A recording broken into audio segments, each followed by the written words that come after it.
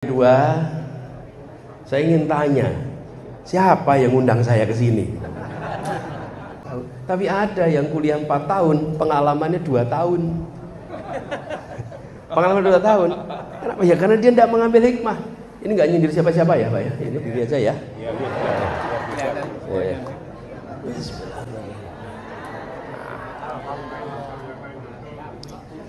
Assalamualaikum warahmatullahi wabarakatuh.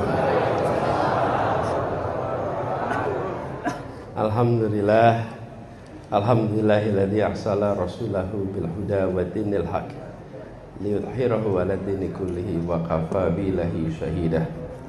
Asyhadu an la ilaha illallah wa asyhadu anna Muhammadan abduhu wa rasuluh. Allahumma shalli wa sallim wa barik ala sayyidina Muhammad wa ala alihi wa ashabi ajmain. Amma ba'du.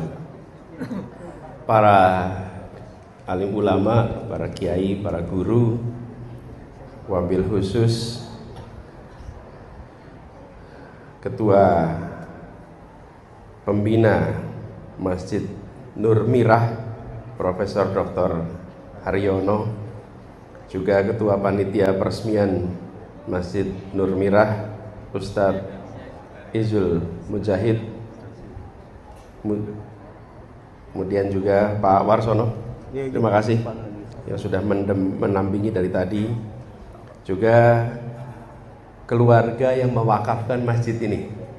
Insya Allah ini jadi aliran pahala yang tak henti untuk mereka. Keluarga Bapak Tisno Pamilih dan semua saja yang tanpa mengurangi rasa hormat tidak mungkin kami sebutkan satu persatu, karena ini berderet tokoh-tokoh ini hadir di sini. Mohon izin tanpa mulai rasa hormat kami tak menyebut nama satu persatu. Pertama tentu kita panjatkan rasa syukur Allah Subhanahu wa taala. Alhamdulillah kita diberikan nikmat sehat, bisa bersama-sama silaturahmi menyaksikan peresmian renovasi sebuah masjid. Yang kedua, saya ingin tanya, siapa yang undang saya ke sini?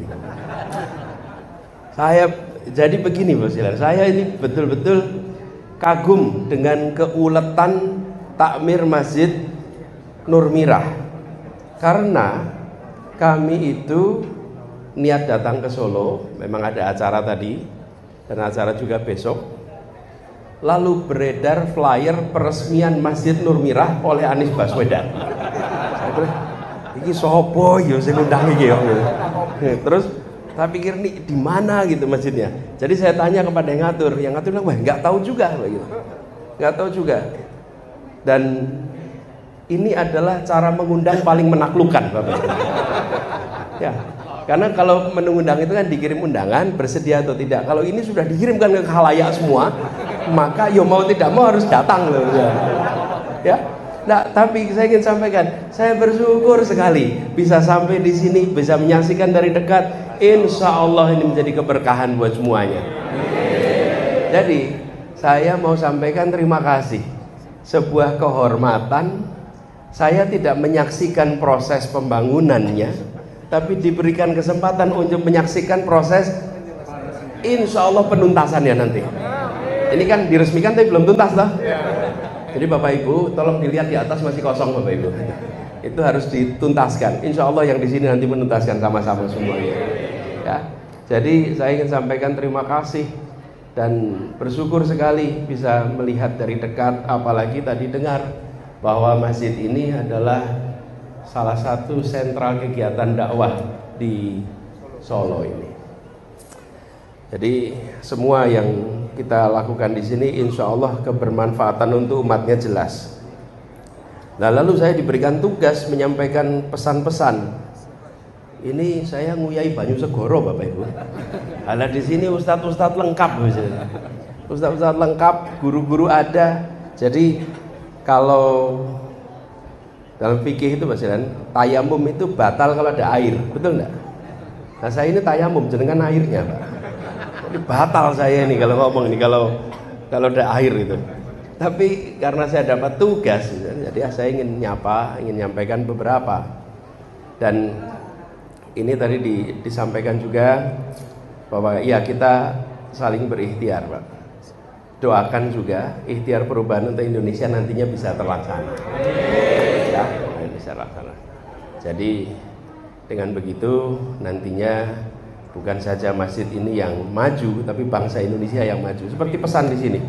Pesannya adalah dari masjid untuk Indonesia bangkit. Apa sekarang belum bangkit ya? Belum ya? Belum. Tadi diceritakan bahwa biaya pembangunan masjid ini membengkak. Saat ini negara sedang efisiensi, Ustaz. Jadi segala macam yang bengkak-bengkak itu, ini agak membengkak ini. Tapi insya Allah tidak menimbulkan kerugian negara ya. Karena sekarang ini banyak yang terjerat kasus karena kerugian negara. Termasuk sahabat perjuangan kami, Pak Tom itu dituduh, ternyata tuduhannya nggak jelas. Yang nuduh siapa belum tahu kita, Pak.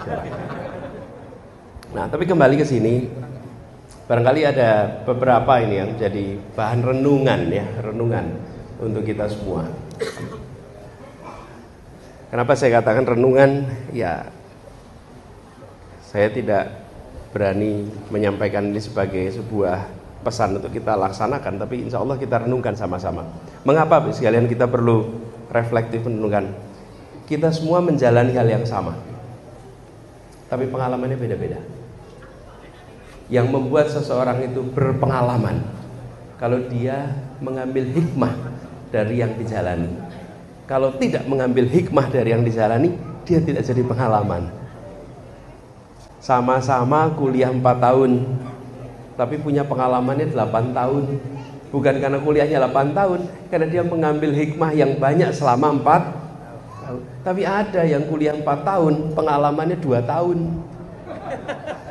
Pengalaman 2 tahun. Kenapa? Ya karena dia tidak mengambil hikmah.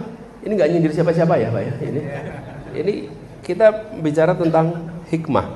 Jadi mudah-mudahan kita bisa mengambil hikmah. Nah, saya ingin berbagi barangkali beberapa hal yang mudah-mudahan jadi hikmah.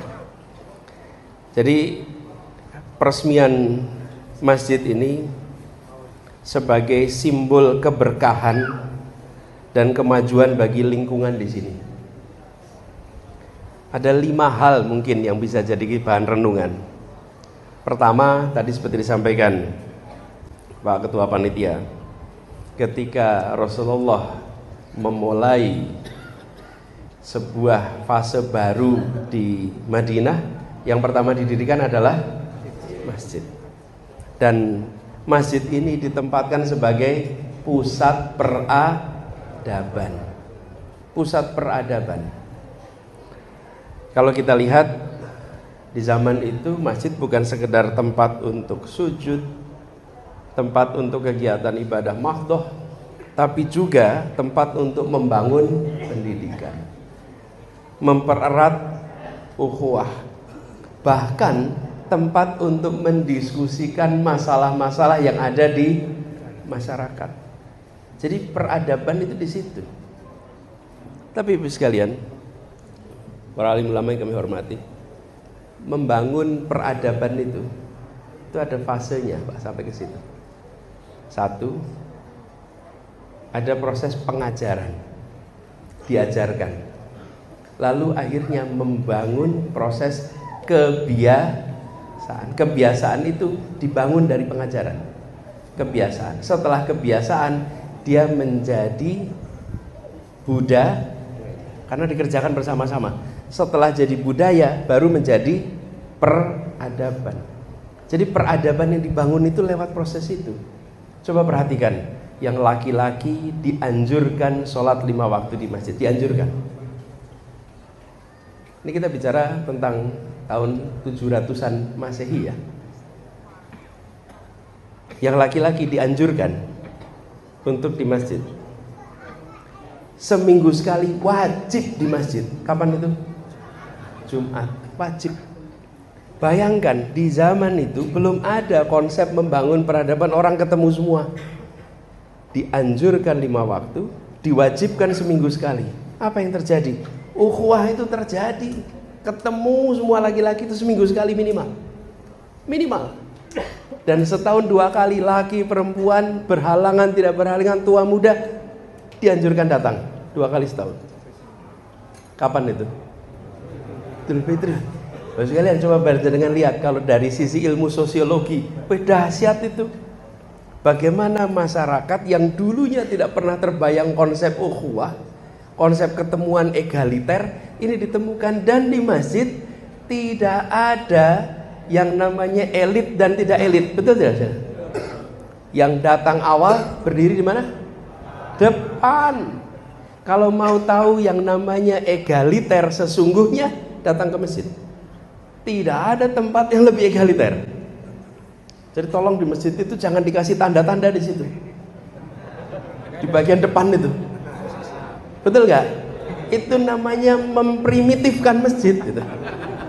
Lah wong sudah diajari egaliter kok diprimitifkan lagi. Betul nggak? Iya. Iya. Jadi dulu juga saya pas lagi di kantor pemerintah, boleh dicek. Saya paling tidak pernah mau dikasih duduk disiapkan di depan. Kalau datang telat ya di belakang. Betul ya? Nah, Allahu Akbar. Ini tempat paling egaliter. Tidak di tempat inilah, di masjid ini, si miskin yang paling rendah tidak punya perasaan minder untuk berdiri di saf terdepan. Betul tidak sih? Tak pernah ada, tidak ada orang miskin semiskin apapun minder duduk paling depan, nggak ada. Dan dia tidak minder sedikit pun bila sebelahnya adalah biliuner paling kaya. Betul tidak? Iya. Di mana itu adanya? Masjid. Di tempat lain, sebentar, baju saya cocok nggak ya? Betul nggak ya? Masuk mana? Saya kira-kira cocok nggak ya? Niki aman deh, niki. Nah, iya. Tahu-tahu apa gitu kan kita nggak tahu, Pak. Bolo dewe ya. Kalau di Jogja namanya jape mete, Pak. Aku menjauh sekarang. Gini. Ya, jadi ini adalah sebuah contoh bagaimana Rasulullah membangun peradaban yang egaliter dan dilatih. Betul tidak? Diajarkan, dibiasakan menjadi budaya, lalu jadi peradaban. Nah sekarang kalau organisasi ambil itu ketemuan rutin, kan ada meeting mingguan, meeting bulanan, betul tidak? Ini bayangkan sebuah masyarakat dilatih begitu di tahun 700-an. Wih, itu adalah sebuah revolusi sosiologi yang dahsyat. Biasanya yang ketemu rutin tuh elit saja. Yang rakyat kebanyakan enggak ketemu rutin, Bapak Ibu, zaman itu. Yang ketemu rutin siapa? Bahasa resminya aristokrat. Aristokrat itu kaum bangsawan. Untuk pertama kalinya dibuat sebuah tempat yang tidak ada kelas bangsawan, tidak ada kelas rakyat kecil. Wih, ini dahsyat, betul-betul dahsyat. Nah, kembalikan itu di masjid-masjid ini. Insya Allah Nur Mirah ini bisa seperti itu.